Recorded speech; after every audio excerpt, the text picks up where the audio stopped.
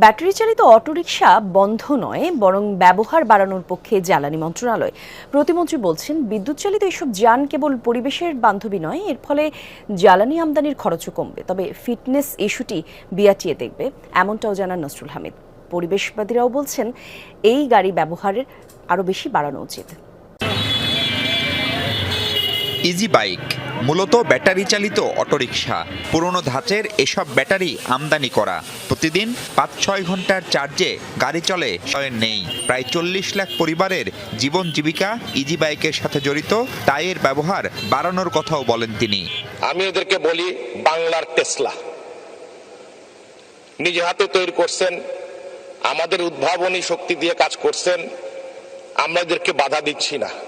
প্রশ্ন হলো, কেন ব্যাটারি চালিত অটোরিকশার ব্যবহার বাড়ানোর পক্ষে অবস্থান মন্ত্রণালয়ের? আমরা এনকারেজ করতেছি ইলেকট্রিক ভেহিকেল যেন বাংলাদেশে যত দ্রুত আসবে তত বেটার। কার্বন এমিশন কম হবে, এনভায়রনমেন্ট ফ্রেন্ডলি, সাউন্ড পলিউশন নাই একদমই এটার।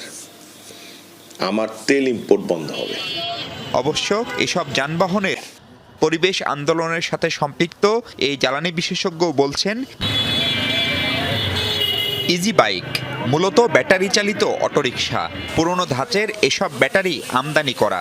প্রতিদিন ৫-৬ ঘন্টার চার্জে গাড়ি চলে নেই। প্রায় ৪০ লাখ পরিবারের জীবন জীবিকা ইজি বাইকের সাথে জড়িত, তাই এর ব্যবহার বাড়ানোর কথাও বলেন তিনি।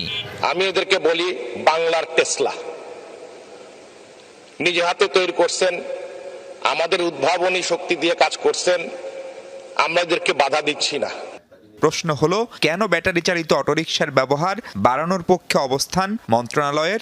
আমরা এনকারেজ করতেছি ইলেকট্রিক ভেহিকেল যেন বাংলাদেশে যত দ্রুত আসবে তত বেটার। কার্বন এমিশন কম হবে, এনভায়রনমেন্ট ফ্রেন্ডলি, সাউন্ড পলিউশন নাই একদমই এটার।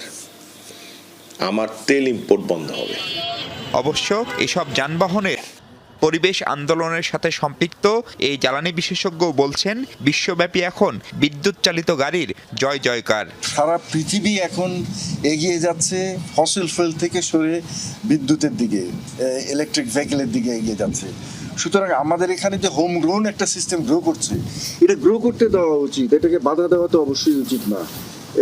আমার মনে হয় এটাকে প্রমোট করা উচিত সরকারের তরফ থেকে।